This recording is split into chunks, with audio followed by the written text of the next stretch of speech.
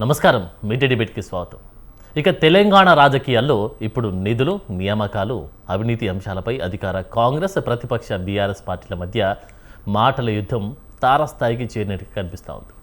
ముఖ్యంగా రైతు భరోసా వేదికగా మొదలైన దివాళా రాజకీయం రాష్ట్రంలో తీవ్ర దుమారం రేపుతోంది. గత బీఆర్ఎస్ ప్రభుత్వ అవినీతి దుబారా వల్లే తెలంగాణ ఖజానా పూర్తిగా ఖాళీ అయిందని, రాష్ట్రం అప్పుల పాలైందని ముఖ్యమంత్రి రేవంత్ రెడ్డి ప్రతిపక్షం అంతే ఘాటుగా కౌంటర్ ఇచ్చింది. అయితే కాంగ్రెస్ ప్రభుత్వం అనుసరిస్తున్న తప్పుడు విధానాల వల్లే రాష్ట్ర ఆర్థిక పరిస్థితి దిగజారిందని, నిజంగా రేవంత్ రెడ్డికి దమ్ముంటే చర్చ వేదిక, తేదీ, సమయం ఖరారు చేయాలని BRS working president KTR open challenge విసిరారు. అయితే రాష్ట్ర అప్పులపై ఇరు పార్టీలు ఎవరికి వారు వేర్వేరుగా లెక్కలు చెబుతూ ప్రజలను అయోమయంలో పడేస్తున్నాయి. కాంగ్రెస్ ప్రభుత్వం బాధ్యతలు చేపట్టి దాదాపు 30 నెలల పాలన పూర్తయిన ఈ తరుణంలో ఇరు పార్టీల మధ్య రగిలిన మాటల యుద్ధం నడుస్తోంది. మరి అసలు నిజంగానే తెలంగాణ ఖజానా ఖాళీ అయిందా? ఇప్పుడు ఆర్థిక పరిస్థితి ఎలా ఉంది? గత ప్రభుత్వాల హయాంలో జరిగిన అప్పుల లెక్కలేంటి? ప్రస్తుత ప్రభుత్వ ఆదాయ వనరుల పరిస్థితి ఏంటి? భవిష్యత్తులో రాష్ట్రాలు అప్పుల పాలై దివాలా తీసే ప్రమాదకర పరిస్థితి రాకుండా ఉండాలంటే ఎలాంటి కఠిన ఆర్థిక క్రమశిక్షణ అవసరం? ఇదే అంశాలపైనే ఇప్పుడు మనం మీడియా డిబేట్లో చర్చిద్దాం. మన మీడియా డిబేట్లో పార్టిసిపేట్ చేస్తూ ఉన్నారు బండారు రామ్మోహన్ రావు గారు, రాజకీయ సీనియర్ విశ్లేషకులు. నమస్కారం సార్.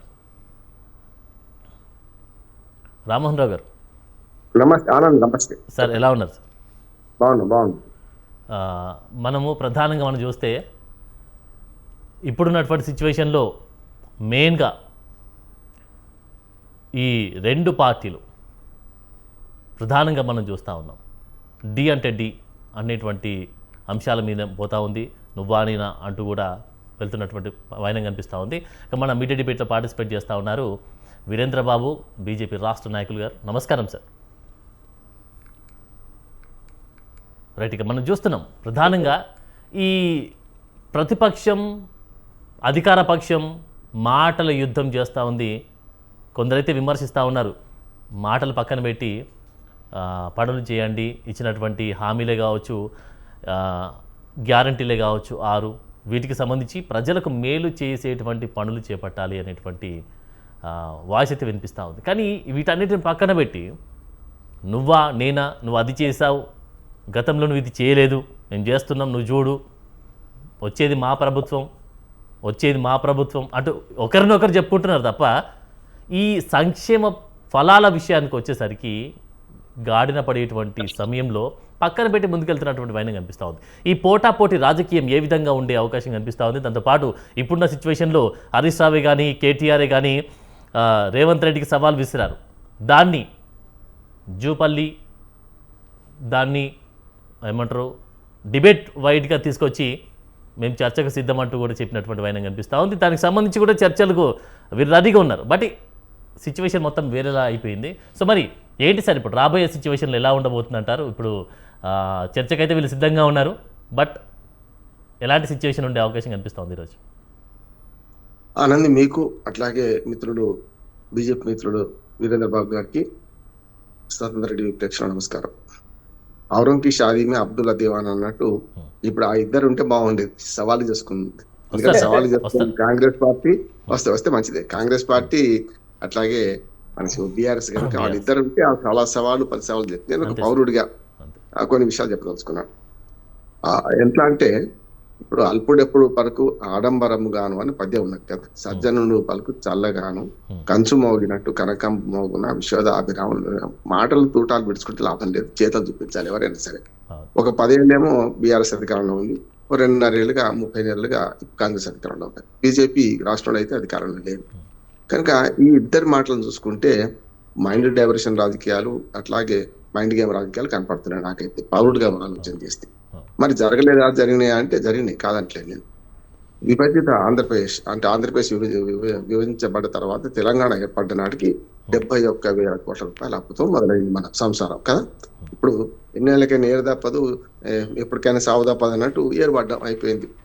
తెలుగు జాతి మనది, 2 వేరు జాతి మనది అనుకున్న 2 రాష్ట్రాలు అయిపోయింది.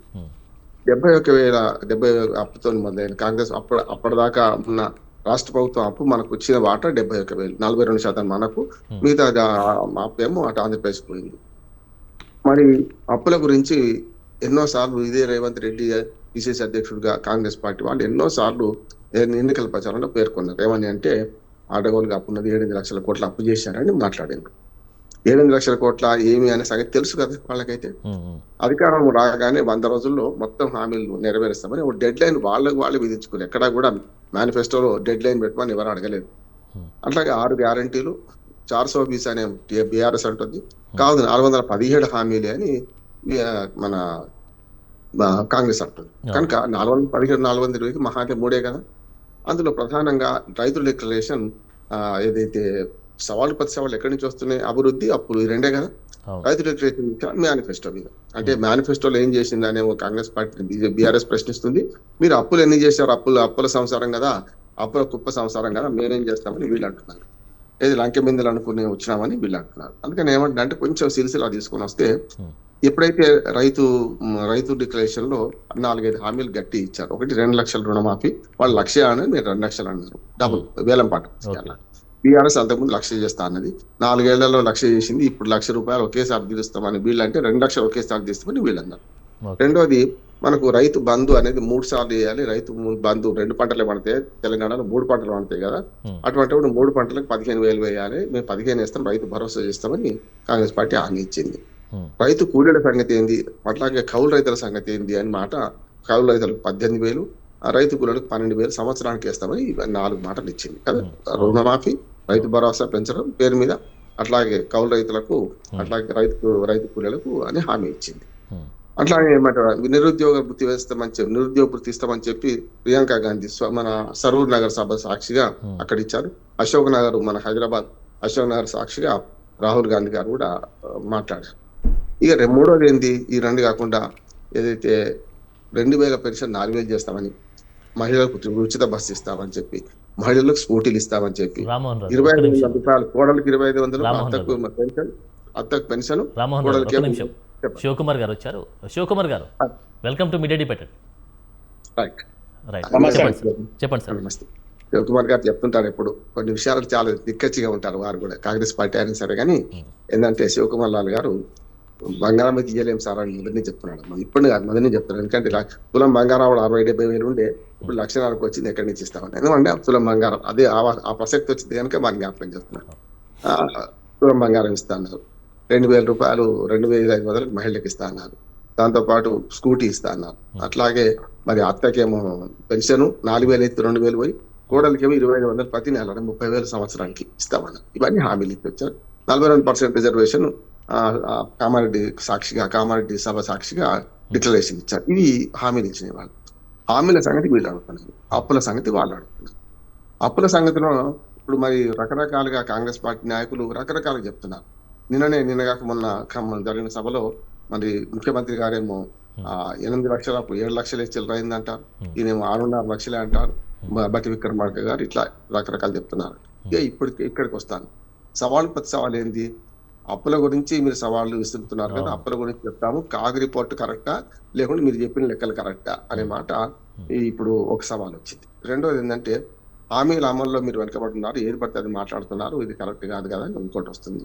ఈ వీటి మీద అప్పుల గురించి, హామీల గురించి ఈ రెండింటి మీద చర్చ పెడదామని గతంలో మనకు అడ్లూరు లక్ష్మణ్ గారు మంత్రి, అజరుద్దీన్ గారు, ఇంకో మంత్రి, ముగ్గురు మంత్రులు, జూపల్ కృష్ణ, ముగ్గురు మంత్రులు కూడా ఛాలెంజ్ చేశారు కదా, మీరు మన ఇక్కడికి అమరవీర స్థూపం దగ్గరికి వస్తాము, గన్ పార్క్ అక్కడికి వెళ్దామని హరీష్ రావు వెళ్ళారు, ఛాలెంజ్ చేశారు. ముగ్గురు మంత్రులు ఫోన్ చేసుకుంటూ కూర్చున్నారు, ఎవరు రాలేదు అక్కడికి. ఆ తర్వాత అంటే కేటీఆర్ ని వెళ్లకుండా అడ్డుకున్నారు అంటూ కూడా చెప్తున్నారు. కేటీఆర్ ఏమో జూబ్లీ మన ఆయన పార్టీ ఆఫీస్ లో డోల్లీ 2 ఉన్నాయి. హరీష్ రావు ఏమో గన్ పార్క్ దగ్గర కార్లో కూర్చొని హరీష్ రావు ఛాలెంజ్ చేసుకుంటూ అందరికి ఫోన్లు చేసుకుంటూ కూర్చున్నాడు, ఎవరు కూడా పలకలేదు. మీడియా సాక్షిగా అది వెల్లడించారు. ఇటు పక్కనేమో జూపల కృష్ణారావు గారేమో బీఆర్ఎస్ పార్టీ ఆఫీస్కి వస్తాను ఛాలెంజ్ అన్నారు. అసలు ఇప్పుడు ఛాలెంజ్ రాజకీయం ఏంది అంటున్నాను నేను. అంటే ప్రతి సభలో కూడా నేను ఇంతకుముందు చెప్పాను కదా, అల్పుడు ఎప్పుడు పలుకున్నట్టు ఏమైతుందంటే మాటలతో వాళ్ళు పిలుచుకుంటూ రావాలి, చేతలు చేస్తే మంచిది. ఒక ఉదాహరణ చెప్పాను, నేను బీఆర్ఎస్ సంబంధం లేదు నాకు, కానీ ఒక మాట చెప్తాను. మీరు మొదట్లో సమైక్యాంధ్ర నుంచి విడిపోయిన తర్వాత ఒక 6 నెలలు ఏడాదో సమైక్యాంధ్ర చేసిన మోసం గురించి మాట్లాడింది కేసీఆర్. ఆ తర్వాత అయితే నిర్మాణాత్మకంగా మిషన్ కాకతీయ, మిషన్ భగీరథ అట్లాగే వరుసగా పథకాలు అయితే తీసుకొచ్చానా లేదంటారా? అవును. అంటే నేనేమంటున్నానంటే, సరే అందరూ కాళేశ్వరం, కూలేశ్వరం అయింది ఈ తర్వాత సంగతి. కానీ అభివృద్ధి వైపు పోయిండ్రా? హ్మ్. కరెంటు చీకటయిపోద్దని అప్పటి కాంగ్రెస్ ముఖ్యమంత్రి కిరణ్ కుమార్ చెప్పింది. హ్మ్. వాళ్ళని తిట్టుకుంటూ పని చేసిండా? లేకుంటే పని చేయకుండా తిట్టిండా అనేది ఆలోచన చేయాలి. ఇప్పుడు ఏమైంది రేవంత్ రెడ్డి గారి దగ్గర ఏమైందంటే, ఇప్పుడు ఎందుకు ఆ పద్యం ఏమైంది జరిగిందంటే, ఎక్కడ కూడా బాగా మాట్లాడుతున్నా అంటే ఏం చేయలేకపోయినా మాట్లాడతారు. హ్మ్. ఉదాహరణకు ఏ సవాలైనా సరే కేసీఆర్ తిట్టుకుంటూ కూర్చుంటే ఏం లాభం వస్తుందని నేను అంటున్నాను. మనం చేసే పని మనం చేయాలి కదా! రైట్. ఇవాళ నిన్న రైతు బంధు ఇస్తామన్నారు. హ్మ్. రైతు భరోసా ఇస్తామన్నారు. సరే కనీసం ఓ రామ్మోహన్ 2 రావు గారు. ఎకరాలకు, 3 రామ్ ఎకరాలు రైట్. రామ్మోహన్ రావు గారు మనం చూస్తా ఉన్నాం. గత 10 అంటే సంవత్సరం అంటే 10 సంవత్సరాలు బీఆర్ఎస్ పాలించింది. ఈ పాలించడం వల్ల తెలంగాణలో మొత్తం ఖజానా మొత్తం ఖాళీ అయిందని రేవంత్ రెడ్డి అన్నారు. అంటా ఉన్నారు కూడా. సో మరి ఈ 30 నెలల పాలన పూర్తయిన తర్వాత మరి ఆ అవినీతిపై పూర్తి స్థాయి విచారణ జరిపి నిధులు రికవరీ చేసేటువంటి ప్లాన్ చేయొచ్చుగా, లేకపోతే అలాంటి సంబంధించినటువంటి ఆ, పూర్తి స్థాయి విచారణ అయితే జరపాలి, దాని గురించి ఇన్వెస్టిగేషన్ చేయాలి అంటూ కూడా చెప్తా ఉన్నాం. అది ఎందుకు లోపించింది అన్నట్టు విషయం మనం డిస్కస్ చేయొచ్చు అంటారు. ఆనంద్ గారు అదే ఉమ్, చెప్తున్నా కదా! ఉమ్, ఉమ్, మంచి మంచి ప్రశ్న అడిగారు. ఏమంటున్నానంటే ఇప్పటిదాకా చెప్పాను. వాళ్ళేమో హామీల గురించేమో ఉమ్. బీఆర్ఎస్ వాళ్ళు కాంగ్రెస్‌ని ప్రశ్నిస్తున్నారు. అవును. అవినీతి గురించి లేకపోతే ఇప్పటిదాకా చేసిన అప్పుల గురించి వీళ్ళు ప్రశ్నిస్తున్నారు. అవును. అప్పుల విషయంలో కాగనీయతనే మనకు ప్రాతిపదిక తీసుకోవాలి. అంతెందుకు బట్టి విక్రమార్క కూడా అసెంబ్లీ సాక్షిగా ఉమ్, 3,52,000 కోట్ల రూపాయలు అసలైన అప్పులు 3 రకాలు ఉంటాయి. ఒకటి బడ్జెటరీ అప్పులు అంటే ఎఫ్ఆర్బిఎం లోబడి. రెండోదేమో కార్పొరేషన్ అప్పులు. ఉమ్, ఉదాహరణకు కాళేశ్వరం కార్పొరేషన్ అంటే ఓన్లీ కాళేశ్వరానికే కాదు. ఉమ్, దక్షిణ భారతదేశం, దక్షిణ తెలంగాణలో ఉన్న దానికి కూడా పెట్టిన ఖర్చు కలుపుకొని 97,000 కోట్ల రూపాయలు, 1,00,000 కోట్లు అనుకోండి అన్ని కలిపి. 1,00,000 ఉమ్, కోట్ల అప్పు దానికి. దాంతో పాటు మనకు యాదాద్రి మన భద్రాద్రి విద్యుత్ కేంద్రాలకు 58,000 కోట్ల రూపాయలు అది గ్యారంటీ అప్పు. అంటే గవర్నమెంట్ గ్యారంటీ ఇస్తుంది, ఉమ్, డిపార్ట్మెంట్ కడతాం. ఉమ్, ఇవన్నీ కలిస్తే ఉమ్. 6 లక్షలు దాటితే 5,5,5 లక్షలు దాటలేవు. కానీ అవును. రేవంత్ రెడ్డి గారు అధ్యక్షుడికి ఏమన్నాడు, చాలా 8 లక్షలు అన్నారు, 7 లక్షలు అన్నారు. నిజమే కదా, మీరు అన్నారు కదా అప్పుడు. కనుక మీకు తెలిసినాక మోసం చేయడం కరెక్ట్ కాదు. తెలిసి కనుక ఆ 8 లక్షల అప్పని మీరు అంటున్నారు కదా, లంకెబందులు ఉన్నాయి అనుకోవడం తప్పు. ఉమ్, రెండోది వాళ్ళ అభివృద్ధి మీద, వాళ్ళు అభివృద్ధి చేసింది అవినీతి చేశారంటున్నారు కదా. ఉమ్, అవినీతి మీద 4 కేసులు పడ్డాయి. ఒకటేమో గొర్రెల కుంభకోణం. ఏమైందో తెలియదు. 2 పశువుల డాక్టర్లను సస్పెండ్ చేసి ఆ తర్వాత ఏమైందో తెలియదు ఇప్పటిదాకా. 30 ఉమ్, నెలలుగా ప్రభుత్వం ఉంది కదా. ఉమ్, రెండోది టెలిఫోన్ ఉంది అనుకోండి. ప్రభాకర్ రావు విదేశాలకు పోయిండు, వచ్చిండు, అన్ని అయిపోయినాయి. ఇప్పటికి బాధితుల ఎంక్వైరీ జరుగుతుంది. అది ఇంకా కొలిక్కి రాలేదు. అట్లాగే ఈ కార్ రేస్ వివాదంలో డైరెక్ట్ గా సమన్స్ అయిన గవర్నర్ పర్మిషన్ ఇవ్వలేదని బీజేపీ వాళ్ళని మొత్తుకున్న దాకా వాళ్ళు కూడా పర్మిషన్ ఇచ్చేసిండు, అయిపోయింది. మరి ఆ కేసు ఏమైందో ఇప్పటిదాకా తెలియదు కదా. ఇట్లా మనకు యాదాద్రి భువనగిరి మన భద్రాద్రి మీద కూడా ఉమ్, మనకు ఛత్తీస్గఢ్ బీఎస్సీ అన్నట్టు 2 ప్రభుత్వాలే. వాళ్ళు లంచం తీసుకుని వాళ్ళ దగ్గర నుంచి మొత్తం అంత అయిందని అదొకటి. ఈ ఉమ్, నాలుగిట్లలో ఆల్రెడీ యాదాద్రి భద్రాద్రి విద్యుత్ దాని మీద ఆల్రెడీ నివేదిక వచ్చేసింది. ఉమ్, ఆల్రెడీ దాని మీద గతంలో మన నరసింహారెడ్డి గారిని జడ్జితో ఒక కమిషన్ ఇస్తే ఆ జడ్జి గారు ఉమ్. రిపోర్ట్ రాకముందే రిపోర్ట్ చదివి కేసీఆర్ దోషని తేల్చేసిండు. ఓకే. తప్పు కదా, ఉమ్, నువ్వెట్లా తెలుస్తావని చెప్తే సుప్రీంకోర్టు ఏమన్నదంటే నిన్ను మార్చేసేయమని చెప్పి లోకూర్ అని ఆయన కమిషన్ వేసింది, హైకోర్టు జడ్జి ఇది వరకు. ఆయన కమిషన్ ఏమన్నదంటే రిపోర్ట్ ఇచ్చి ఏడాదిన్నర అవుతుంది ఇప్పటికి. ఆ రిపోర్ట్ బయట పెడతలేదు ఇప్పటికి. అట్లాగే కాళేశ్వరం మీద పీసీ ఘోష్ రిపోర్ట్ వచ్చేసింది. రిపోర్ట్ వచ్చిన తర్వాత మన కొండదేవి వీళ్ళు కనబట్టింది, ఏం చేయలేదు. కేసీఆర్ దోష, వీరు దోష ఏం తేల్చలేదు. తేల్చకపోతే సిబిఐకి అప్పచెప్తామన్నారు. సిబిఐ తీసుకోవడం లేదని బీజేపీ మీద విమర్శ ఉన్నది. ఇవన్నీ చూస్తే అర్థమైంది ఏంటంటే ఇది ఆల్రెడీ అది భజగోవిందం అన్నట్టు ఈ 4 కేసులు ఏమైనా ఇప్పుడు తెలుస్తలేదు. మరి మీరు అన్నట్టు 30 నెలలుగా తేల్చాలి కదా, ఎవరు దోషి అవును. తేల్చాలి కదా. అవును. కష్టంగా చెప్తాను, కాళేశ్వరంలో అవినీతి జరిగింది, ముచ్చట్లేదు. 1,000 కోట్ల అవినీతి, 1,00,000 కోట్లు అయితే కాదు, ఖర్చు పెట్టింది 1,00,000 కోట్లు, లేకపోతే 1,00,000 కోట్లు అవినీతి ఎట్లా జరుగుతుంది. ఇప్పుడు కాళేశ్వరం పేరు పెట్టింది కానీ కాళేశ్వరం దగ్గర మేడిగడ్డ బ్యారేజ్ లో 2 పిల్లలు కుంగితే మన తుంగభద్ర డ్యామ్ మొన్న 33 గేట్లు మార్చుకున్నాం కదా. ఉమ్, అంతకన్నా అద్వామా 2 గేట్లు మనం 2 పిల్లలు మనం బాగా చేసుకోలేమా. ఉమ్, అక్కడి నుంచి మొదలు పెడితే దాని మీద అన్నారము, దాని మీద సుందేళ్ళ, అవును. ఆ తర్వాత ఆ 3 బ్యారేజ్కి ఎక్కువ, డ్యామ్ కి తక్కువ. మిగతా ఆయన ఉన్నాయి కదా, మల్లన సాగర్ ఉంది, కొండపోచమ్మ సాగర్ ఉంది, రంగనాయక సాగర్ ఉంది, అన్నసాగరం ఉన్నది, మిడ్మానేర్ ఉన్నది. మన సరే కాంగ్రెస్ వాళ్ళు కట్టినా కూడా మనకు మన ఎల్లంపల్లి రిజర్వాయర్ ఉన్నది. ఇవన్నిటి ద్వారా నీళ్ళు వస్తున్నాయి కదా, ఎక్కడ లేకుండా లేదు కదా. ఎన్ని సొరంగాలు, ఎంత పైపు లేను. కాళేశ్వరం అంటే ఆ 2 పిల్లలు ఎదురు పెట్టుకునే ప్రయత్నం చేసిండు, అది కరెక్ట్ గా. ఉమ్, ఇక ఇప్పుడు జరిగేది ఏంటంటే సవాళ్ళు 10 సవాళ్ళ మధ్య అవినీతి ఆరోపణలు ఏమో గత బీఆర్ఎస్ ప్రభుత్వం మీద వీళ్ళేస్తున్నారు. ఉమ్, అసలు మీ గ్యారెంటీల సంగతి అని వీళ్ళు అడుగుతున్నారు. గ్యారెంటీలు అయితే ఉచిత బస్సు, 200 యూనిట్లు, ఒకటి 500 బోనస్, ఈ 3 తప్ప ఏం చేసారు, సగం రుణమాఫీ అని వీళ్ళు అంటున్నారు. కానీ ఈ ఆరోపణలు పర్యావరణ వల్ల అసలు 30 నెలల తర్వాత మేమేం చేసామని నిర్మాణాత్మకంగా ఒక్క పని కేసీఆర్ గారు చెప్పగలుగుతున్నారా అనే ఆరోపణ కూడా అటు పక్క బీఆర్ఎస్ చేస్తుంది, చూస్తున్నాం కదా. ఈ రెండింటి మధ్యన దోనోళ్ళు అడిగితే తినకు ఫైదా హోతా అన్నట్టు బీజేపీ ఏం చేస్తుందంటే, మొన్నటి నితిన్ అమీర్ గారు వచ్చారు రాష్ట్రానికి. వచ్చామన్నాడు, ఆ కాళేశ్వరం ఏటీఎం లుగా వాడుకున్నారు. ఆయన ఒకటి కాదు, మోడీ అన్నారు, ఈయన అంటున్నాడు, వచ్చిన ప్రతి నాయకుడు అంటున్నాడు. ఏటీఎం లాగా వాడుకుంటే మరి కాళేశ్వరం మీద ఎంక్వైరీ చేయమని పీసీ ఘోష్ రిపోర్ట్ ఆధారం చేసుకొని సిబిఐని ఎంక్వైరీ చేయమని రాష్ట్ర ప్రభుత్వం ఆదేశం అభ్యర్థించింది కదా. మరి ఎందుకు చేస్తలేరు? ఏటీఎం లాగా వాడుకుంటున్నాం, మరి బీఆర్ఎస్ జైలు పెట్టాలి కదా, బీఆర్ఎస్ నాయకుడిని జైలు పెట్టాలి కదా. మరి బీజేపీ ఎందుకు కూరుకుంటుంది?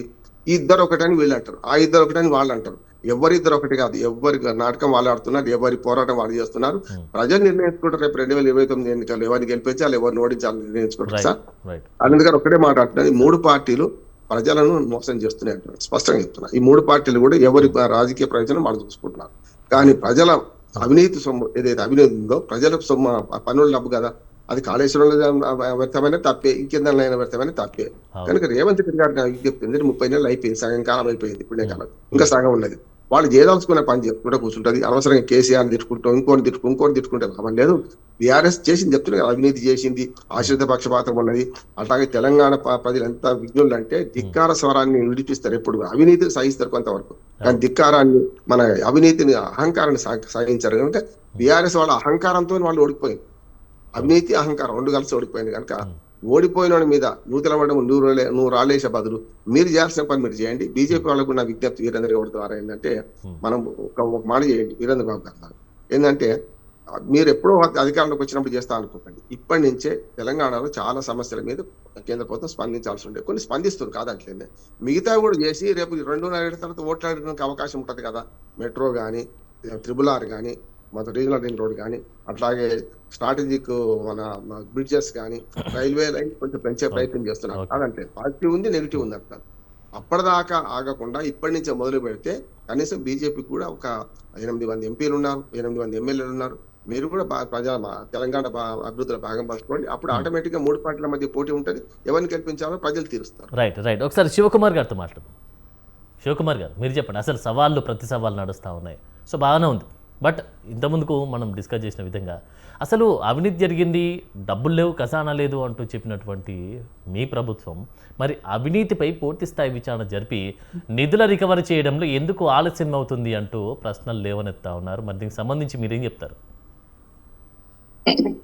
ముందుగా స్వతంత్ర టీవీ ప్రేక్షకులకు, మీకు ప్యానల్ ఉన్న బండారి రామ్మోహన్ రావు గారికి, ఆ తర్వాత వీరేంద్ర బీజేపీ నాయకునికి నమస్కారం.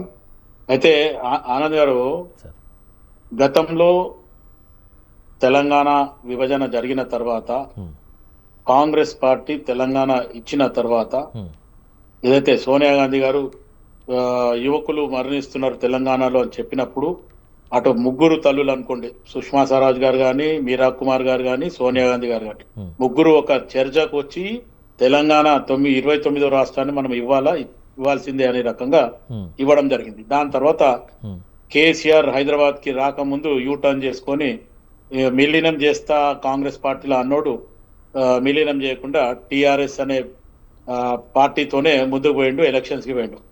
అప్పుడు మిగులు బడ్జెట్స్ రాష్ట్రం ఉండింది. ఆ మిగులు బడ్జెట్ రాష్ట్రాన్ని 10 సంవత్సరాల దగ్గర వాళ్ళు పాలించి ఈరోజు తెలంగాణ రాష్ట్రాన్ని అప్పుల రాష్ట్రం చేయడం జరిగింది. ఆ అప్పుల రాష్ట్రాన్ని ప్రజలు ఏదైతే ఆ 9.5 సంవత్సరాలలో ప్రజలకు జరిగిన ప్రజా వ్యతిరేక విధానాల మీద వాళ్ళు ఇబ్బందికరంగా అయ్యే అప్పుడు మళ్ళీ ఎలక్షన్ కి జనరల్ ఎలక్షన్స్ వచ్చినప్పుడు కాంగ్రెస్ పార్టీ ఒక మేనిఫెస్టో పెట్టి మార్పు కావాలి, కాంగ్రెస్ రావాలి అని ఒక నినాదంతో ముందుకు వచ్చి కాంగ్రెస్ పార్టీ మేనిఫెస్టోలో పథకాలు పెట్టి ముందుకు రావడం జరిగింది. ప్రజలు 9.5 సంవత్సరాలు నడిపించిన కేసీఆర్ కి, అప్పట్లో ఉన్న టిఆర్ఎస్, ఇప్పుడున్న బీఆర్ఎస్ కి స్వస్తి చెప్పడం జరిగింది. ప్రజలు వాళ్ళని పక్కన కూర్చొని పెట్టడం జరిగింది.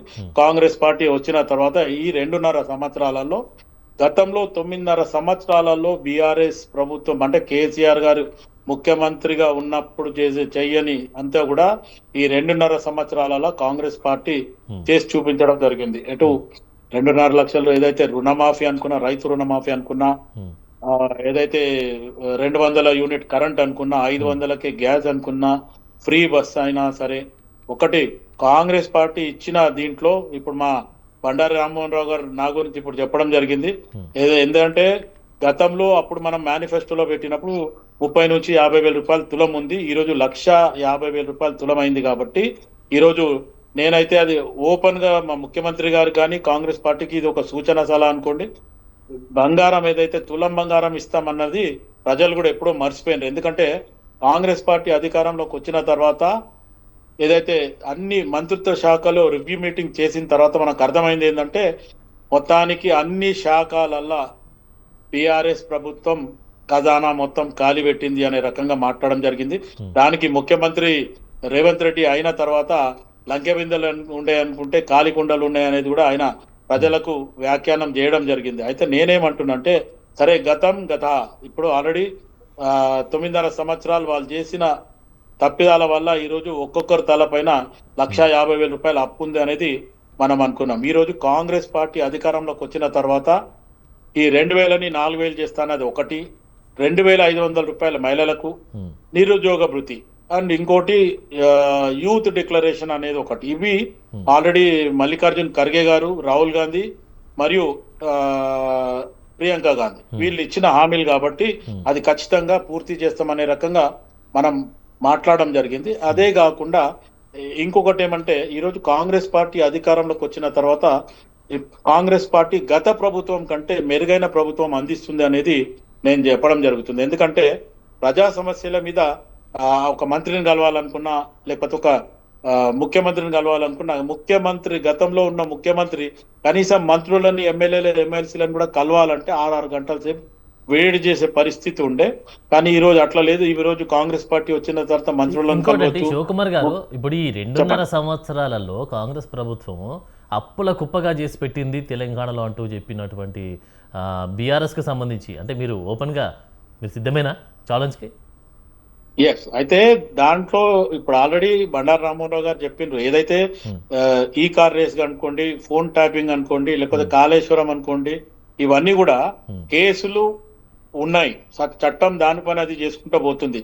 ముఖ్యమంత్రి రేవంత్ రెడ్డి గారు ఓపెన్ గా చెప్పడం జరిగింది. గతంలో కూడా ఎలక్షన్ టైంలో మీ అందరికి మీ మొత్తం బీఆర్ఎస్ ఫ్యామిలీకి అందరికి కూడా చెంచల్ కూడా అలా ఒక డబుల్ బెడ్రూమ్ కట్టిస్తాం, మీరు ఆడనే పోతారు అని కూడా ఛాలెంజ్ చేయడం జరిగింది. కానీ అదే ముఖ్యమంత్రి రేవంత్ రెడ్డి మళ్ళీ ఇంకొక మాట మాట్లాడడం జరిగింది.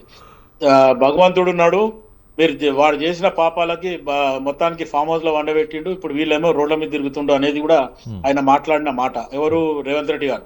కానీ ఇప్పుడు ప్రస్తుతం ఏంటంటే మేము కూడా ఈరోజు కాంగ్రెస్ పార్టీ తరఫున కోరుకునేది ఏమంటే ఏదైతే ఈ కార్ రేస్ ఉంది నిజంగా కూడా కేటీఆర్ ద్వంద్వ వైఖరి మాట్లాడతాడు.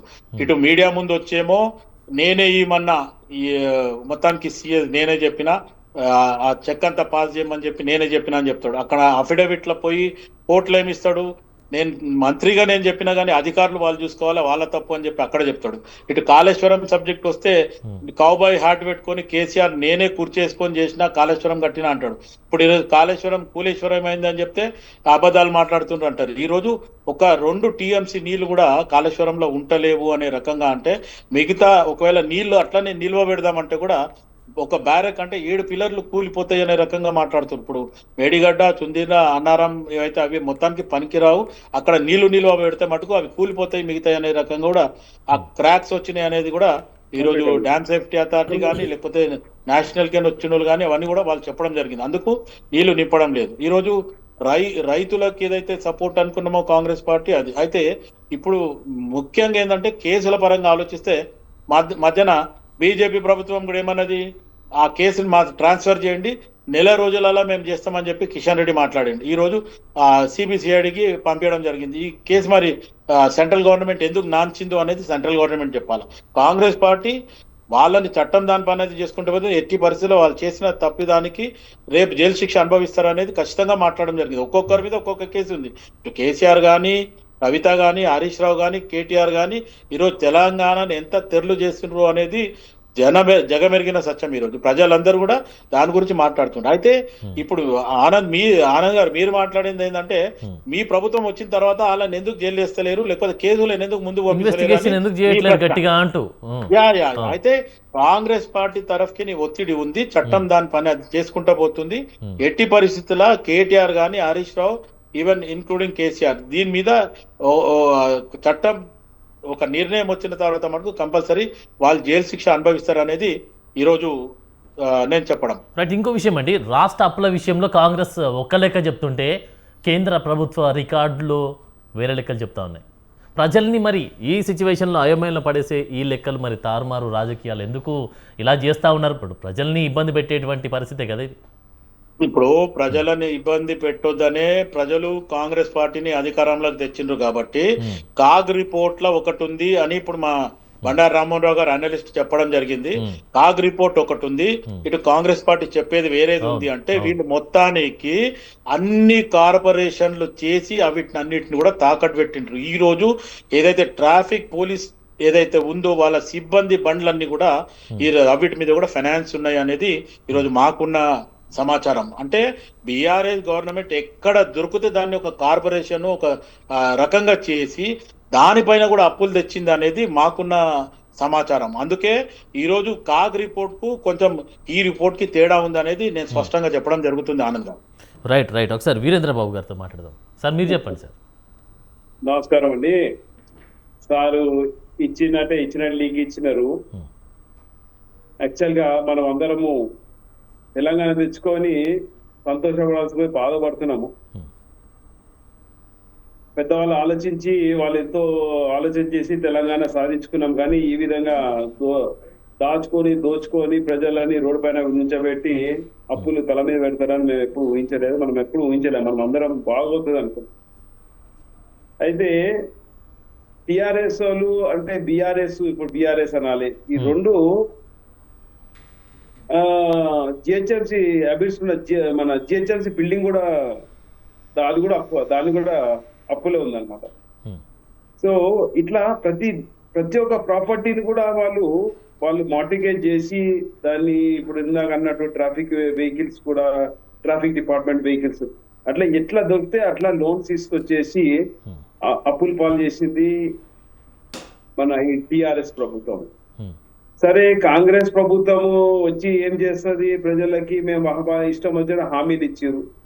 ఆ హామీలు ఇచ్చారు కరెక్టే, బాగుంది. కానీ హామీలో ఇప్పుడు ఏవైతే 6 గ్యారెంటీలు అన్నారో 6 గ్యారెంటీలో ఒక 4 గ్యారెంటీలు మీరు చేసింటే ప్రజల ముందర ఉంటుండే. సీఎం సార్ ఏమో మైక్ దొరికితే చాలు వాళ్ళ వీళ్ళని కడగడం కన్నా మీరు ఏం చేసినాము, మేము ఇప్పుడు ఇంత చేసినాము అని చెప్తే బాగుంటది. అది చెప్పకుండా ఏమైనా మీరు ఒక సీఎం అండి, మీరు సీఎం స్థాయిలో ఉన్నారు, మీరు ఎప్పుడు రిపోర్ట్ ఇస్తున్నారు ప్రజలకి, నేను ఇది చేస్తున్నాను, ఇది చేయబోతున్నా, నేను ఇప్పుడు ఇది సాధించినాం, ప్రజలు మీరు ఈ విధంగా ట్యాక్సీలు కట్టిరు కాబట్టి మీ ట్యాక్స్ పైసలు మేము ఈ విధంగా సేఫ్టీ చేసినాం, ఈ విధంగా మేము ఇంకా అభివృద్ధి చేస్తున్నాం, ఢిల్లీ వాళ్ళు ఏమి ఇస్తలేరు, ఆయన అడిగడానికి అప్పులు తెస్తున్నా, అది ఆ రిపోర్ట్ ఇవ్వండి. ఆ రిపోర్ట్ ఏం లేదు, వీళ్ళు ఇస్తలేరు, వాళ్ళు ఇస్తలేరు, వాళ్ళు ఇస్తారే, వీళ్ళు ఇస్తారు, ఇదే పంచాయతీ, కంప్లైంట్ పంచాయతీ. ఇట్లా చూసి మా కిషన్ రెడ్డి గారు ఏమన్నారు, బాబు ఊకే పంచాయతీ పెట్టుకోకరా నాయన, ఢిల్లీకి రా తీసుకొచ్చి ఇప్పిస్తాను, మెట్రో రైలు ప్రాజెక్టు అది శాంక్షన్ చేయించారు. మళ్ళీ శ్రీశైలం హైవే 4 లైన్ అది కూడా బాగానే శాంక్షన్ చేసారు. మళ్ళీ అట్లనే ఈ కర్మన్ ఘాట్ నుంచి అటువైపు కూడా ఒక ఫ్లైఓవర్ శాంక్షన్ చేయించారు. ఇట్లా ఎక్కడక్కడ సెంట్రల్ గవర్నమెంట్ వేల కోట్ల రూపాయలతోటి అటు వరంగల్ లో కోచ్ ఫ్యాక్టరీ ఇప్పించినాము, కోచ్ ఫ్యాక్టరీ దానికి శంకుస్థాపన చేసినాము, ఎంప్లాయ్మెంట్ జనరేషన్ కోసం. మీరు తెలంగాణకి అన్యాయం చేస్తున్నారు, ఏమి ఇవ్వట్లేదంటూ కూడా చెప్తా ఉంది కాంగ్రెస్. ఇప్పుడు నేను ఒక 4-5 మాటలే చెప్పిన కదండి, నేను 4-5 ప్రాజెక్టులే చెప్పిన కదా. తెలంగాణ ప్రభుత్వానికి, తెలంగాణకి సహకారం, ప్రజలకి సహకారం చేయాలి. కిషన్ రెడ్డి తెలంగాణకి అసలు ఏం చేయట్లేదు అని చెప్తా ఉన్నారు కదండి.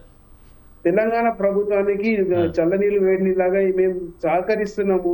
ఇప్పుడు ఒకటండి, ఇప్పుడు కలిసిమెలిసి పని చేసుకున్నామా, నువ్వు ఇష్టం వచ్చిన డైలాగులు కొడితే బాగుంటుందా? ఇంకో విషయం సరే, ఇప్పుడు మన టాపిక్ డైవర్ట్ అవుతుంది. వీరేంద్ర బాబు మంచిని పట్టుకొని నువ్వు ఇష్టం వచ్చిన మాట్లాడితే పద్ధతి కాదు కదా. వీరేంద్ర బాబు గారు చెప్పండి. రైట్. ఇప్పుడు మీరు ఒక కామన్ పీపుల్, ఓకే, సాధారణ ప్రజలుగా మిమ్మల్ని క్వశ్చన్ వేస్తాను. పార్టీలను పక్కన పెట్టేసాం. ఓకే. గత బీఆర్ఎస్ ప్రభుత్వం 9.5 ఏళ్ళు పాలించింది, టర్మ్ అయిపోయింది, అంటే ప్రజలు ఒక తీర్పునిచ్చారు, కాంగ్రెస్ వచ్చింది. సో ఓకే, గత ప్రభుత్వం చేసిన అప్పులను సరిచేయడానికి, లేకపోతే దాన్ని ఏమి ఇవ్వలేదు కదా ఇప్పుడు ఉన్నటువంటి సిచ్యువేషన్లో దాన్ని సెట్ చేయడానికి మేము వస్తున్నాం అంటూ చెప్తున్నటువంటి పరిస్థితి కనిపిస్తుంది కాంగ్రెస్.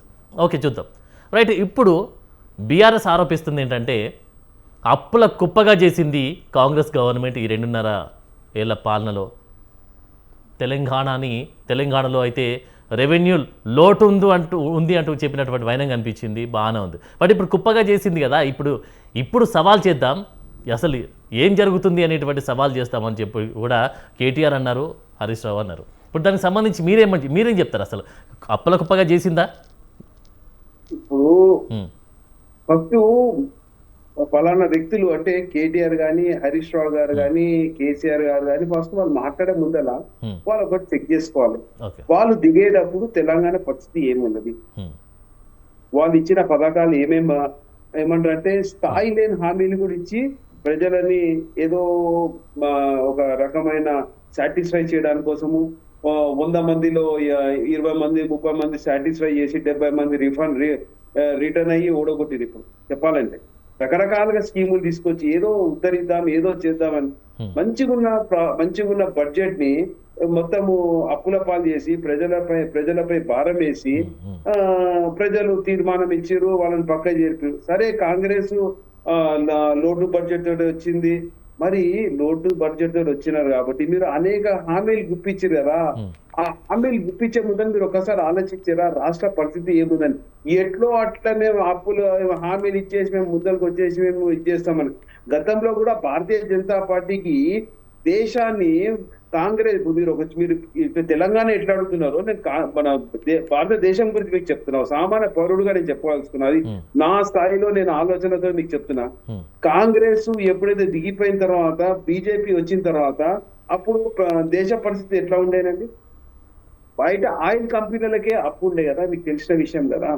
అటువంటిది ఈ రోజు నరేంద్ర మోడీ భారతీయ జనతా పార్టీ ప్రభుత్వం వచ్చిన తర్వాత దేశమంతా సరిదిద్దుకుంటూ బయట అప్పులని చేసుకుంటూ డిఫెన్స్ డెవలప్మెంట్ చేసుకుంటూ ఇన్ఫ్రాస్ట్రక్చర్ డెవలప్మెంట్ చేసుకుంటూ మరి రైల్వే సిస్టమ్ డెవలప్మెంట్ చేసుకుంటూ మళ్ళీ హైవేస్ డెవలప్మెంట్ చేసుకుంటూ మరి అట్లనే గ్రామాల్లో ఏవైతే రూరల్ డెవలప్మెంట్ స్కీములు ఇచ్చుకుంటూ మరి స్వచ్ఛ భారత్ అనుకుంటూ ప్రతి గ్రామానికి టాయిలెట్లు ఇచ్చుకుంటూ మళ్ళీ డబుల్ బెడ్రూమ్ల షేర్లు వచ్చి డబుల్ బెడ్రూమ్లు కట్టించుకుంటూ ఇట్లా మొత్తము ప్రతి రాష్ట్రంలో ఏదైతే అవసరం ఉందో ప్రతి రాష్ట్రానికి ఏదైతే ఒక్కొక్క రాష్ట్రానికి ఒక్కో రకమైన అవసరాలు ఉన్నాయి కదా, ఆ రాష్ట్రాలకి ఆ విధంగా కనెక్టివిటీ డెవలప్మెంట్ ఇన్ఫ్రాస్ట్రక్చర్ మరి అట్లాగే మరి ప్రపంచంలో ఈ విధంగా ఏదైతే పెట్రోల్ కి డీజిల్ కి అట్లనే గ్యాస్ కి ఇబ్బంది అవుతుందో అటువంటిది కూడా మేనేజ్ చేసుకుంటూ ప్రపంచంతో పోటీ చేసుకుంటూ ప్రపంచంలో ఇప్పుడు ఏ విధంగా భారతదేశం ఏ విధంగా ఉంది మీకు తెలుసు కదా.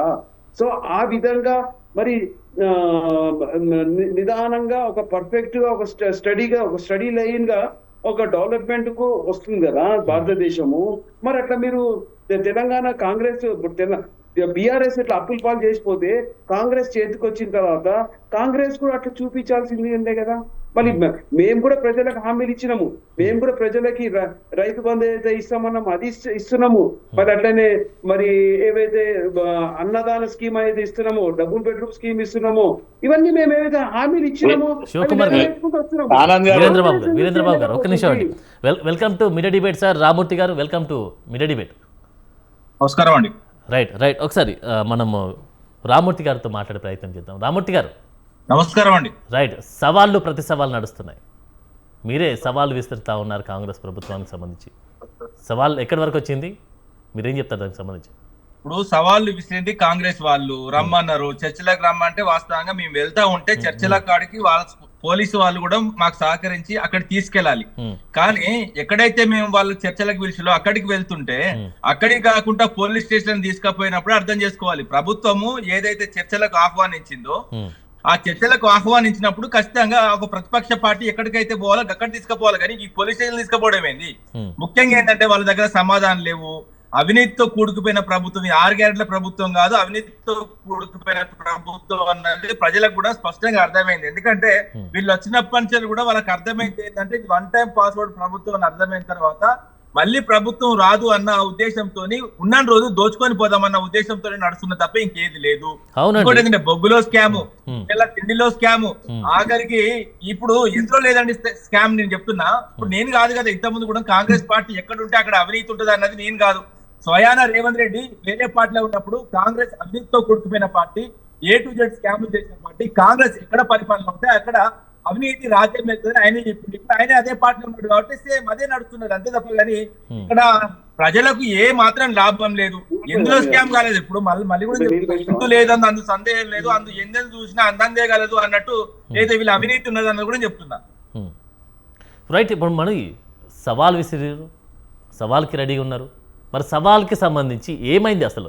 సవాల్ గన్ పార్క్ దగ్గరికి వెళ్దాం అని చెప్పి వీళ్ళు రెడీ అయితే అక్కడ పోలీసులు వచ్చి అడ్డుకోవడమా, లేకపోతే హరీష్ రావుని అడ్డుకోవడమా, లేకపోతే ఇటు కేటీఆర్ని అడ్డుకోవడం, ఇది జరుగుతుంది. మరి అసలు సవాల్కి సంబంధించి తెలంగాణ ప్రజలకి అసలు సవాల్ ఏంది, ఎందుకు పెట్టారు, పెట్టిన వాళ్ళు ఎవరు, వచ్చే వాళ్ళు ఎవరు, వీళ్ళని కూర్చోబెట్టి మాట్లాడితే అయిపోతాయి కదా సవాళ్ళకి సంబంధించి. ఎందుకు అసలు జాప్యం ఎందుకు జరిగింది? శివకుమార్ గారు మీరు చెప్పండి దీనికి ఆన్సర్ ఏంది? ముఖ్యంగా జూపల్లి కృష్ణారెడ్డి ఏదైతే చర్చలకు పిలిచాడో, పిలిచిన తర్వాత ఆయన డైరెక్ట్ భవన్కి వస్తా అన్నాడు. ఆయన ఏదో 8 లక్షల కోట్ల అప్పు అయిందంటే కాదు, మేము 3.5 లక్షల కోట్ల అయిందని మేము చెప్తున్నాం. దాని మీద రావాలంటే గుర్తేసి ఆహ్వానించినా కూడా రాలేదు. అదే విధంగా ఇప్పుడు పిల్లల తిండి విషయంలో కానీ గురుకులలో అవినీతి జరిగిందని అది కూడా చెప్తే హరీష్ రావు గారు అంటే ఆ విషయంలో, ఎందుకంటే మా దాంట్లో ఉన్న ప్రవీణ్ కుమార్ గారు కానీ లేకపోతే హరీష్ రావు గారు కానీ ఎక్కడికైతే వాళ్ళు పిలుస్తున్నారో అక్కడికి వెళ్దామంటే గన్ పార్క్ కాడికి వెళ్దామంటే వాళ్ళు రారు. అదే విధంగా ఫోన్లు చేసినా ఫోన్లు లిఫ్ట్ చేయరు. మీడియా ముఖంగానే క్లియర్ గా హరీష్ రావు గారు ముగ్గురు మంత్రం ఫోన్ చేయడం జరిగింది. లక్ష్మణ్ గారికి ఫోన్ చేయడం జరిగింది. అదే విధంగా అజరుద్దీన్ ఫోన్ చేయడం జరిగింది. పొన్నం ప్రభాకర్ ఫోన్ చేయడం జరిగింది. చర్చలు పిలిచిన వాళ్ళు ఫోన్లే లేపలేదు. రామూర్తి గారు ఒకసారి శివకుమార్ గారితో మాట్లాడదాం. శివకుమార్ గారు మీరు చెప్పండి. బీఆర్ఎస్ పార్టీ మొత్తానికి కేటీఆర్ గాని హరీష్ రావు గాని మైకుల ముందు మాట్లాడతారు తప్ప సవాళ్ళు చేస్తారు. వాళ్ళు వచ్చారు కదండి సవాల్కి సంబంధించి, మీరు ఇచ్చినటువంటి సవాల్కి సంబంధించి వారు వచ్చారు, రెడీగా ఉన్నారు కదా. జూపల్లి గారు ఏమన్నారు, నేను భవన్ కి రమ్మంటే కూడా వస్తా టిఆర్ఎస్ భవన్ కి అని చెప్పి చెప్పడం జరిగింది. టిఆర్ఎస్ భవన్ కి ఆల్రెడీ జూపల్లి గారు రానికే ఉన్నారు. కేటీఆర్ హరీష్ రావు ఎక్కడ ఉన్నారు? అమరవీర స్తూపానికి వస్తున్నారు. అంటే అర్థమైంది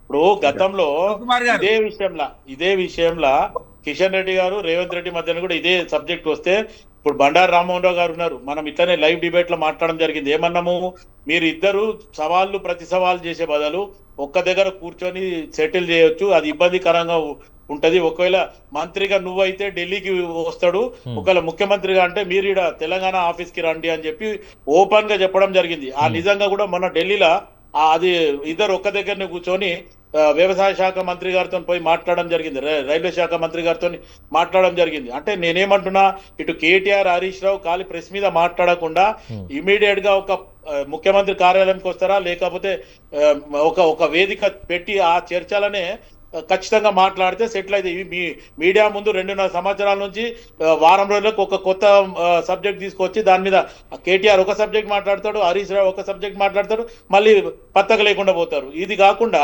ఖచ్చితంగా డేట్ టైం ఇచ్చి ఖచ్చితంగా కూర్చుందామంటే మేము కూడా రెడీ. అట్లేం పెద్ద ప్రాబ్లం లేదు. ఎందుకంటే ఈరోజు సవాళ్ళు ప్రతి సవాళ్ళ కంటే ఒక నిర్ణయం కావాలా, ఖచ్చితంగా మీరు చేసింది తప్ప లేకపోతే కాంగ్రెస్ పార్టీ చేసింది తప్ప అనేది ప్రజలు గమనిస్తున్నారు, మేధావులు గమనిస్తున్నారు, అనలిస్టులు గమనిస్తున్నారు. ఈ రోజు సెకండ్ లైన్ లీడర్షిప్ కానీ లేకపోతే కొత్త అవతారం కూడా ఇప్పుడు మనం మాట్లాడుతున్నాం. కాంగ్రెస్ జనతా పార్టీ కూడా ఈరోజు యువకులు అందరు కూడా ఇట్లా మొన్న చూసిన దానికి ఏదైతే ధర్మేంద్ర ప్రధాన్ గురించి జరిగిన విషయంలో ఈరోజు బీజేపీ ప్రభుత్వమే గడగడలాడుతుంది. అర్థం చేసుకోవాలా, ఏదో సవాళ్ళు ప్రతి సవాళ్ళు చెప్పి పోవడం కాదు. నిజంగా కూడా దాని సొల్యూషన్ పరంగా మాట్లాడతామంటే మేము రెడీ. రామూర్తి గారు చెప్పండి, వారు చెప్పిన దానికి మీ సమాధానం ఏంటి? నేనేమంటున్నా, మేము చర్చలకు సిద్ధం. ఆల్రెడీ కుర్చేసి భవన్ లో ఏర్పాటు చేయడం జరిగింది. ఎవరు వచ్చినా కూడా అడ్డుకోవద్దు. కంప్లీట్ గా ఏదైతే జూపల్లి గారు ఏదైతే మాట మాట్లాడిండో అతను లోపలికి రానివ్వాలని కూడా చెప్పడం జరిగింది. సాధారణంగా ఆహ్వానిస్తున్నాం చర్చలకు. అదే విధంగా వీళ్ళకి చేత కాకపోతే ఏదైనా టీవీ షో చెప్పినా ఏ టైంకి రమ్మన్నా ఆ టైంకి టీవీ షోలకు రావడానికి కూడా మా నాయకులు ఉన్నారు. వీళ్ళ స్థాయి వాస్తవంగా చెప్తున్నా, అసలు కేటీఆర్ కేసీఆర్ స్థాయే కాదండి వీళ్ళ ఎవరిది కూడా. నాతో రమ్మనండి, అంతెందుకండి నాతో రమ్మనండి. నేను మళ్ళీ కూడా చెప్తున్నా, ఏ టీవీ షోలకు చూపెళ్ళి వస్తాడు, ఏ టీవీ షోలకు అజరుద్దీన్ వస్తాడు, ఏ టీవీ షోలకు అయితే జోపల్లి కృష్ణావర్ వస్తుంది చెప్పండి. నేను వాస్తవంగా కేసీఆర్ కేటీఆర్ వీళ్ళకి చాలా ఎక్కువ అని కూడా చెప్తున్నా. ఆనంద్ గారు చెప్పండి సార్, చెప్పండి. ఆనంద్ గారు, ఒకటి రామ్మూర్తికి బహుశా ఆ నాలెడ్జ్ ఉంది ఆయన చెప్తుండేమో గానీ, అదే కేటీఆర్ హరీష్ రావు ఈయనకు ఒక సర్టిఫైడ్ లెటర్ ఇవ్వమని చెప్పండి, మా తరఫుకి రామ్మూర్తి మాట్లాడతాడని చెప్పానండి. నేను దానికి ఒప్పిస్తా.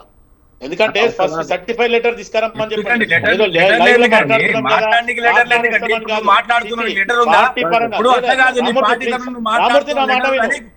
రామ్మూర్తి ఒక మంత్రి ఇంకొక మంత్రితో మాట్లాడుతుండే ఓకే, లేదంటావా నీ పేరు మీద ఒక సర్టిఫైడ్ లెటర్ తీసుకురా, మా రామ్మూర్తి మాట్లాడతాడు. సామాన్య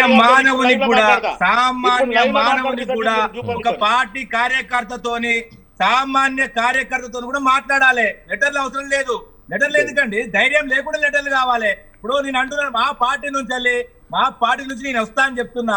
నాకు నిజంగా చెప్తున్నా, నేను ఓపెన్ ఛాలెంజ్ చేస్తున్నా, అజారుద్దీన్కి ఛాలెంజ్ చేస్తున్నా, పొన్నం ప్రభాకర్ ఛాలెంజ్ చేస్తున్నా, అదే విధంగా అడ్డు లక్ష్మణ్ నేను క్లియర్ గా చెప్తున్నా, ఎక్కడ ఏ టీవీ షోలకు మీరు వచ్చినా నన్ను పిలవండి, నేను వాళ్ళకి సమాధానం చెప్తా. వాళ్ళు ఎంత అవినీతి చేసింది, ఎక్కడెక్కడ ఏం చేసిండ్రు, ప్రభుత్వం వచ్చినప్పటి నుంచి ఇప్పటి వరకు ఎక్కడెక్కడ ఏ భూముల్లో దంచుకుంటున్నారో, అదే విధంగా ఏ విధంగా అవినీతి పాల్పడుతున్నారు.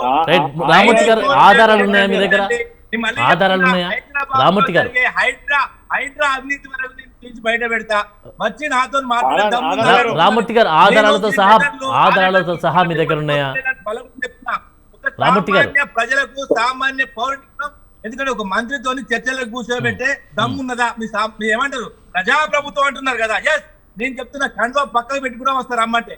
కండువా పక్కకు పెట్టి ఒక సామాన్య మానవునిగా నేను రానికి రెడీగా ఉన్నా, మీ మంత్రి రెడీగా ఉన్నారా? అండి శివకుమార్, నేను ఏమంటున్నా, రామ్మూర్తికి దమ్ముంది అని ఆయన సవాల్ చేస్తుండే. ఓకే, నేను దాన్ని నేనేం అనుకుంటలే. రామ్మూర్తిని కేటీఆర్ తోనో హరీష్ రావు తోనో ఒక లెటర్ తీసుకురమ్మని చెప్పు, మా తరఫుకి మా రామ్మూర్తి వచ్చి రామ్మూర్తి గారు చెప్పినటువంటి సవాల్ అది కాదు. నేను ఏమంటున్నానంటే, వాళ్ళ దగ్గర ఇన్ఫర్మేషన్ పూర్తిగా, శివకుమార్ గారు వాళ్ళ దగ్గర ఇన్ఫర్మేషన్ ఉంది అంటే ఆధారాలతో సహా వస్తారంటే మీరు చర్చకు సిద్ధమేనా? నేను అదే చెప్తున్నా. లెటర్ విషయం పక్కన పెట్టండి, రామ్మూర్తి గారు ఆధారాలతో సహా వస్తారంట, మీరు సిద్ధమేనా? సామాన్య సామాన్య మానవులాగా వస్తారంట, మీరు సిద్ధమేనా? దానికి సంబంధించి పార్టీని పక్కన పెట్టేసాం, శివకుమార్ గారు మీరు అడిగానా? తెగని పంచాయతీ కానీ ఒక్క మాట చెప్తా వినండి. ఇప్పుడు వీళ్ళిద్దరి మధ్య వద్దు, ఏమంటా అంటే ఆల్రెడీ ప్రతి సవాళ్ళు వచ్చినాయి కదా. ఇప్పుడు మళ్ళీ ఇప్పుడు ఇరుపుకాయలోకి అదే వస్తుంది. సవాల్ అంటే ప్రశ్న, జవాబు అంటేనేమో ఈ రెండు ఉర్దూ పదాలే. ప్రతి సవాలు తెలుగు అనుకుంటారు చాలా మంది. తెలుగు కాదు, సవాలు జవాబు అని రెండు ఉర్దూ పదాలే. ఏమంటే అంటే సవాలు జవాబు మొదలైంది కదా, ఇప్పుడు వాళ్ళ మంది నడువు, ఇప్పుడు ఇక్కడ వద్దు, మన దగ్గర వద్దు, నేను రెండు అంటున్నాను. అధికారికంగా 3 సవాళ్ళు బీఆర్ఎస్ పార్టీ చేసింది. ఇటు పక్కన జూపల్లి గారు కూడా ఒక సవాల్ చేసింది. ఏమనంటే అప్పుల గురించి మీ పార్టీ ఆఫీస్కి వచ్చి నేను ఎదుర్కొంటా అన్నాడు. ఆయన రావాల్సిన బాధ్యత ఆయనకి. ఎవరిది? టిఆర్ఎస్ ఆఫీస్ కు. ఎవరు? మన జూపల్లి గారు. అట్లానే మన గన్ పార్క్ దగ్గర సవాళ్ళకని ఇటు హరీష్ రావుని ఇటు పిలిచిండ్రు. ఎవరు? ముగ్గురు. ఒకరేమో బీసీ సంక్షేమ శాఖలో అవినీతి జరగలేదు అడ్లూరు లక్ష్మణ్, అజరుద్దీన్, అట్లాగే మన ఇంకొక మంత్రి పొన్నం ప్రభాకర్. ఈ ముగ్గురు గన్ పార్క్ దగ్గరికి పొద్దున్నుంచి నేను డ్రామా చూస్తున్నాను. హరీష్ రావు కార్లో పోతుంటే మధ్యాహ్నం ఆపిండు. నన్ను అక్కడ దాకా ఓనియండి, వాళ్ళు వస్తే రాని, లేకపోతే నేను ఇంటికి పోతా అంటున్నాడు ఆయన. ఎందుకు ఓనిస్తలేరు అంటున్నాను నేను. ఇప్పుడు అధికారికంగా నీళ్ల గురించి మాట్లాడడానికి గతంలో ఆయన ఇరిగేషన్ శాఖ మంత్రి హరీష్ రావు కదా.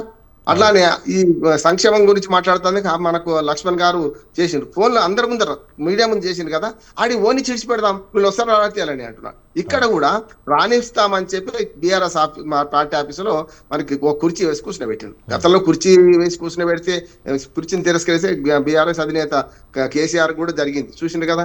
మన సికింద్రాబాద్ స్టేషన్ ఇనాగరేషన్, మన అభివృద్ధి పనులకు శంకుస్థాపన చేసినప్పుడు ముఖ్యమంత్రికి కుర్చీ చేసిండు. ఏది పేరు మైదాన్లో ముఖ్యమంత్రి అని. కూర్చోకపోతే నేను చెప్పిన కూర్చోకపోతే తప్పయ్యా, ప్రధానమంత్రి నువ్వు పోవాలన్నా పోలేదు, అది వేరు. ఇప్పుడైతే ఈయనకది కుర్చీ చేసింది కదా, పోకపోతే జూపల్లి కూడా తప్పైద్ది అంటున్నా. ఇప్పుడు అక్కడికి పోవాలి, కూర్చోవాలి. ఈ అప్పుల గురించి అంటారు, అధికారికంగా సమాచారం అన్నారు కదా, కాగ్ రిపోర్ట్ మనకు అధికార సమాచారం అంటారు. అవును. ఆ కాగ్ రిపోర్ట్ ఏముందంటే, నేను మొదలు చెప్పాను రామూర్తి, 71,000 కోట్ల రూపాయలు ఆంధ్రప్రదేశ్ విభజన తర్వాత మనకు సంక్రమించిన అప్పు, ఏది పాత కాంగ్రెస్ ప్రభుత్వం.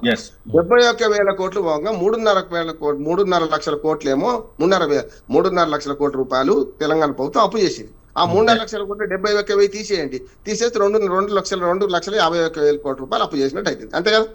అవి తీసుకోవాలి.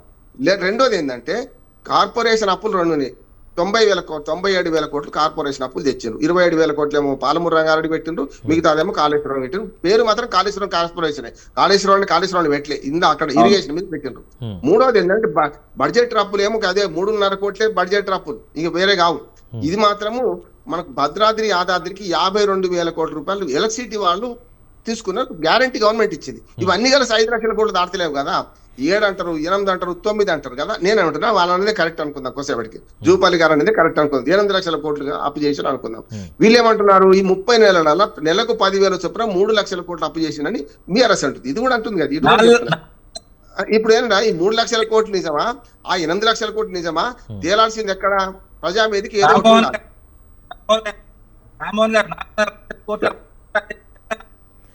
మొత్తం అప్పులు, అదే విధంగా ఆదాయం కలిపితే 10 లక్షల కోట్లు ఉన్నాయి. 10 లక్షల కోట్ల లెక్క చెప్పాలని అంటున్నా, 18,500 కోట్ల ఆదాయము, నేను మళ్ళీ కూడా చెప్తున్నాను, నెలకు 18,500 కోట్లు అంటే ఇప్పుడు అప్పుల గురించి 5 లక్షల. రామూర్తి గారు, అప్పుల గురించే రామూర్తి గారు, ఇది కట్ అవుతుంది. అప్పులు ఎడిపోతున్నాయి, వచ్చిన ఆదాయం ఎడిపోతున్నది. దాదాపు 10 లక్షల కోట్ల ఆదాయంతో అప్పుతో అప్పులకు మా దగ్గర లెక్క ఉన్నది. వాస్తవంగా మేము చేసిన 3.5 లక్షల కోట్లకు ప్రతిదీ చెప్తాం లెక్క, కానీ వీళ్ళు చేసిన లెక్కలు చెప్తా చాలు. వచ్చి వీళ్ళు చేసిన అప్పులకు వచ్చిన ఆదాయానికి లెక్కలు చెప్తా చాలు. ఇదంతా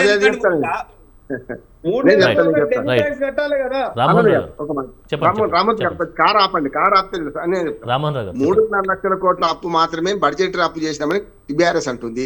మిగతా అప్పు ఏమో కార్పొరేషన్ అప్పు, కాళేశ్వరం అప్పు, మొత్తం కలిసి 5 కోట్ల లెక్కే వస్తున్నది. ఇక మిగతా 3 కోట్లు ఎవరు తిన్నట్టు అని ఒక లెక్క చెప్పాలి కదా. వాళ్ళు నిరూపించిన అనుకోండి 8 లక్షల కోట్ల, మిగతా 3 లక్షలు మనం అడుగుదాం. అదే రాబోతు కాదు చెప్తాను. 3 లక్షల కోట్లు అప్పు చేసినంటే నేను చెప్తున్నా, ఏమైందంటే ఒక కరువు కాలంలో అట ఒక ఆయన అన్నట, అరే నేను కరువు కాలంలో నా పిల్లని నేనే చదువుకుంటా అన్నట. ఈ బాధ్యత వాళ్ళదే కదా, సంసారం చేస్తూ సంసారం బాధ్యత కనుక నేనేమంటున్నా అంటే, ఇది కూడా నేనే సమాధానం చెప్తా. ఏం చెప్తా అంటే, ఈ 3 లక్షల కోట్లు ఏం చేశారంటే, మీరున్నప్పుడేమో 4,500 కోట్లు ఫస్ట్ ఏది తెలంగాణ బడ్జెట్ మొదలైనప్పుడు 4,500 కోట్లు బడ్జెట్ నెలకు ఆదాయం ఉండే. ఇప్పుడు 18,500 కోట్లు. వీళ్ళు పోయేటానికి 18,000, అదే 18,500 కోట్లు ఇటా కంటిన్యూ అవుతుంది. ఇప్పుడు ప్రతి నెల 10,000 కోట్లు అప్పు చేస్తే గానీ అన్ని వెళ్తలేవు. సంక్షేమ పథకాలు కూడా అరకొర ఇస్తేనే, మొత్తం ఇస్తే ఇంకా 10,000 కోట్లు చేయాలి. నేను చెప్పిన 4 పథకాలు అమలు చేస్తుంది. అవలగాలమా మాకు తెలియదా, మాకు ఆదాయం పెంచుకుంటూ తెలియదా? రామారావు గారు లేదండి, ముఖ్యమంత్రి అన్నాడు. రామూర్తి గారు మొత్తం అయిపోయినా మీరు సమయం ఎక్కువ లేదు కాబట్టి క్లియర్ గా మాట్లాడే ప్రయత్నం చేద్దాం. ఈ 3 లక్షల కోట్ల రూపాయలు ఈ 3 లక్షల కోట్ల రూపాయలు ప్రతి నెల 10,000 రూపాయలు అప్పు చేస్తుంది. దానికి అదే నేను చెప్పిన మాట కదా, రేవంత్ రెడ్డి చెప్పి. రేవంత్ రెడ్డి ఏమంటున్నారంటే 18,500 కోట్లు ఏమో వస్తుంది, ఇంకొక గట్టిగా మాట్లాడితే 18,000 కోట్లు కూడా వస్తలేవు, నెలకు 28,000 నుంచి 30,000 కోట్ల ఖర్చు ఉన్నది, ఇది ఎట్లా చేయాలంటున్నాడు. అట్లా ఏమంటున్నాడు, ఇది అల్లి సున్నా. ఇప్పుడు అయ్యగారి సంపాదన, అమ్మగారి పసుపు సరిపోతున్నాయి. ఇలా ఆఖరికి ఏది మన ఏమంటారు కాంట్రాక్ట్ ఉద్యోగులకు కూడా ఫస్ట్ నాడు జీతం వేసిండ్రు. నేను అది గొప్ప కాదంటున్నాను. నేను కూడా వాళ్ళ తప్పే. మన ఉద్యోగులు మన జీతాలు ఇచ్చుకుంటే గొప్ప ఏందంటున్నాను. మన ఉద్యోగులు మన జీతాలు ఇచ్చుకోవాల్సిందే, లేకపోతే ఎట్లా వస్తుంది?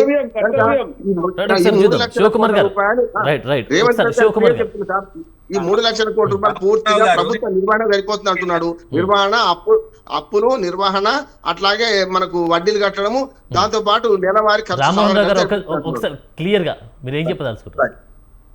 నేను ఒకటి చెప్తున్నాను సార్, వాళ్ళు చేసింది నిజమే, వీళ్ళు చేసింది నిజమే. ఇది ప్రజలకు అభివృద్ధి చూపించండి అంటున్నాను. అభివృద్ధి చూపెడితే అప్పు చేయనోడు అధికార శ్రీమంతుడు సార్. అప్పు చేసి పప్పు కూడా తినకండి, ఈ రోజువారీ ఖర్చులకు అప్పు చేయకండి, ఏదైనా అభివృద్ధి పని చేసి చూపించండి అంటున్నాను నేను. రైట్, శివకుమార్ గారు మీరు ఫైనల్ ఏం చెప్పదలుచుకుంటారు? నేను ఏమంటున్నా అంటే, ఇప్పుడు రామ్మోహన్ రావు గారు చెప్పిన మాటకి ఆల్రెడీ 6,500 కోట్ల రూపాయలు బీఆర్ఎస్ ప్రభుత్వం చేసిన అప్పులే కడుతున్నామని ప్రతిసారి మాట్లాడినప్పుడల్లా ముఖ్యమంత్రి రేవంత్ రెడ్డి గారు చెప్పడం జరుగుతుంది. ఇది దీంతో పాటు ప్రభుత్వం నడపాలంటే, ప్లీజ్ తమ్ముడు ఒక్క నిమిషం, ప్రభుత్వం నడపాలంటే ఖచ్చితంగా ఎట్టి పరిస్థితుల్లో రన్ చేయాలంటే, షో రన్ చేయాలంటే ఖచ్చితంగా డబ్బులు అవసరం ఎవరికైనా. మనం రేపు ఒక సంసారాన్ని నడిపేటప్పుడు కూడా మనకు డబ్బులే అవసరం. డబ్బులు లేకపోతే ఏం పని చేయలేం. ఇప్పుడు ఇంతకుముందు రామారావు గారు అన్నట్టు అప్పు చేసి పప్పుడు అంటే ఈ అలవాటు ఎవరు చేసిరు? మిగులు బడ్జెట్ రాష్ట్రాన్ని అప్పుల రాష్ట్రం చేసింది బీఆర్ఎస్ ప్రభుత్వమే కదా.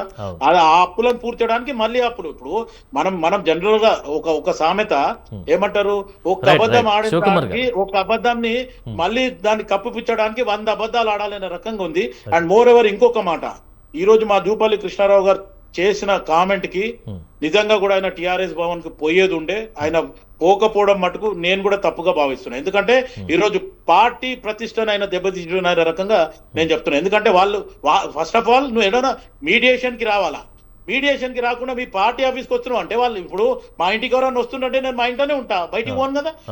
మీరు రాకపోతే మా ఇంట్లో ఉన్న భయ నువ్వు రాలే అంటారు. నువ్వు ఇంట్లో ఉన్నా లేకున్నా మనం ఈ మాట చెప్పొచ్చు. ఇప్పుడు బీఆర్ఎస్ వాళ్ళు ఏం చెప్తారు, మేము కుర్చేసి రెడీ ఉన్నామన్నా, ఏసీన్ రా లేదా పక్కన పెట్టేయండి. ఈయన పోతా అన్నప్పుడు ఖచ్చితంగా పోవాల్సింది, పోలేదు.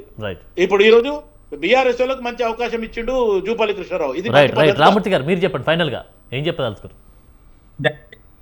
పోవద్దు, ఆదాయాలు లేనోడు యుద్ధం చేస్తానద్దు, అదే విధంగా చేయలేనోళ్ళు ఛాలెంజ్లు విసరద్దు, అంతే తప్ప గానీ ఏదైనా ఛాలెంజ్ ఇస్తే ఖచ్చితంగా రావాలి. ఇప్పుడు యుద్ధం ఉన్న దగ్గర కత్తి తిప్పాలి, కానీ యుద్ధం లేని దగ్గర ఎంత కత్తి తిప్పినా అది విన్యాసం అనబడదు తప్ప వాస్తవానికి యుద్ధం అది కూడా ఎప్పటికైనా పోయి తెచ్చుకొని ఏదైతే ప్రజాపాలన వచ్చిందో ఆ ప్రజాపాలన మీద దృష్టి పెట్టి సవాళ్ళు ప్రతి సవాళ్ళు ఇసుడు బంద్ చేయండి. ఎందుకంటే మీకు ఆ ధైర్యం లేదు, ఆ దమ్ము లేదు. వీరేంద్రబాబు గారు ఫైనల్ గా సబ్జెక్ట్ లేని వాళ్ళు కూడా చెప్పండి.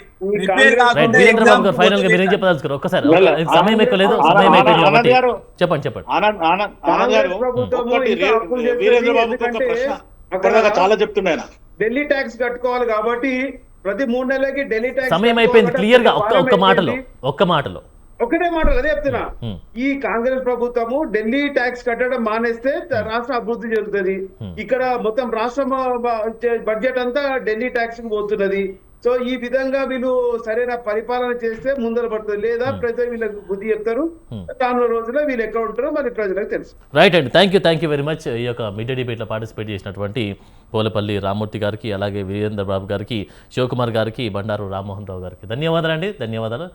ఇది ఇవాల్టి మీడియా డిబేట్ అంశం. మరొక అంశంతో మళ్ళీ కలుద్దాం. నమస్కారం.